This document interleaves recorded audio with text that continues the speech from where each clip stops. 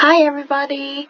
Let's have a look at the 2020 writing part A. We're going to go through the questions and give you some tips. Then you start working on it. I'll prepare another video to show you the two sample writings I've prepared for you, the ones that managed to get level 5 or above. Okay, so for 2020, the question was to ask you to write a restaurant review that will be posted in this online food guide called Eat and Drink. All right. It's a new restaurant and it's called Dim Sum One. Make sure you mention the name of the restaurant. And then you have to include 3 things: what you liked, what you didn't like, and what you would whether you would recommend this restaurant. There are some tips for you. You can mention the food, the service, dining environment, and the price. If they give you these tips, it's best to include them all. All right, so let's have a look. We analyzed the question. You know that it's a restaurant review. The target audience would be the online food guide readers. The way you write it, you can write it in an informal way to make it more friendly, or you can try to sound like you're a professional food critics. That maybe you'll be using more professional words and jargons.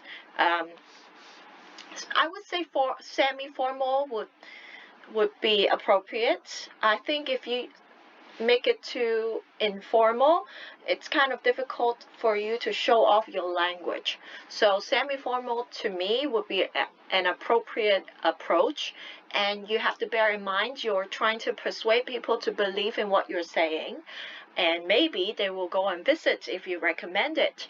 The purpose is to share experience and point of view of the restaurant, your point of view of the restaurant.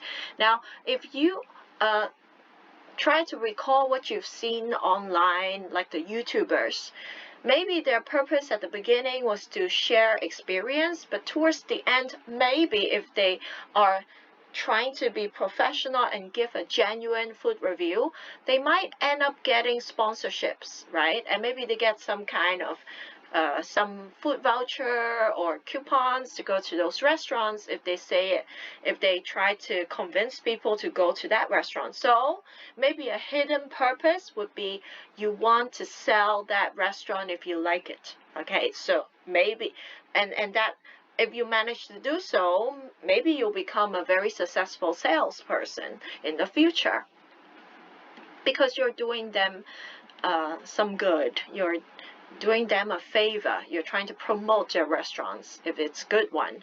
Here are some strategies you would like to use for this topic. For every question, you need to show awareness to the audience. In this one, it's different from a speech, but you still need to include questions and maybe the word you to show that, oh, I noticed that you're reading what I think. I really want you to agree with me, so include the pronoun you every now and then. Questions, maybe maximum 3 questions in the whole write-up.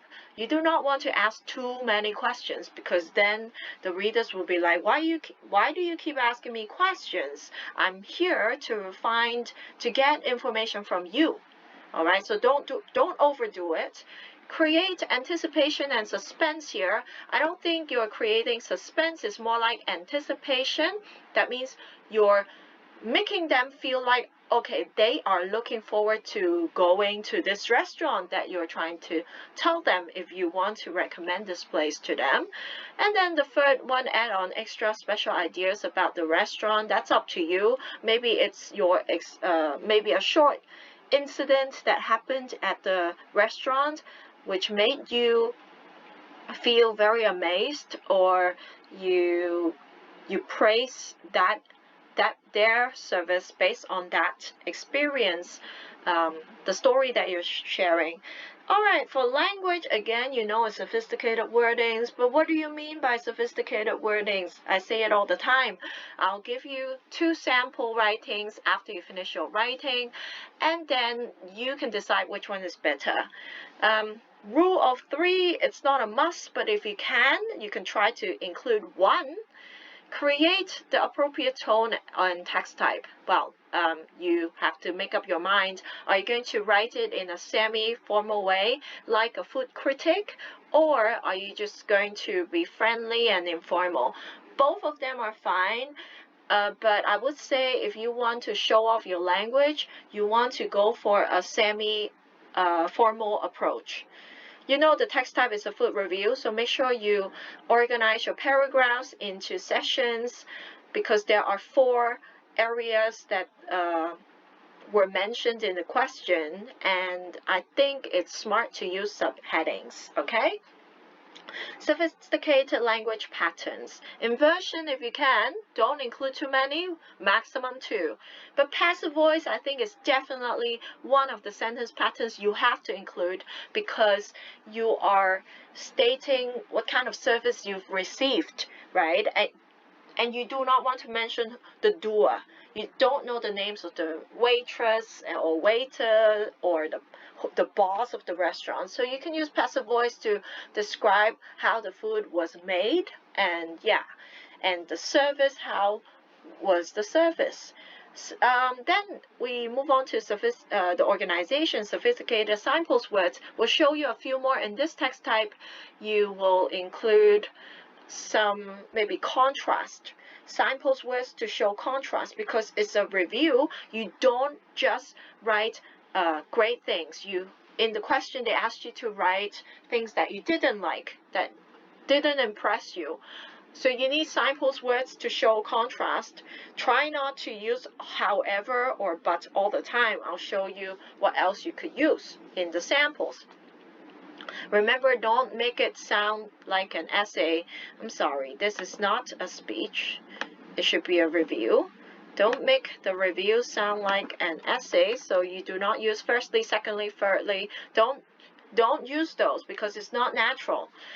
Try to link the paragraphs and the sentences with appropriate signpost words. And here are my tips for you. For food review, you probably write less than 3 pages because if it's too long, it's kind of weird. Most of the time, 3 pages would be maximum. That's it. Good luck.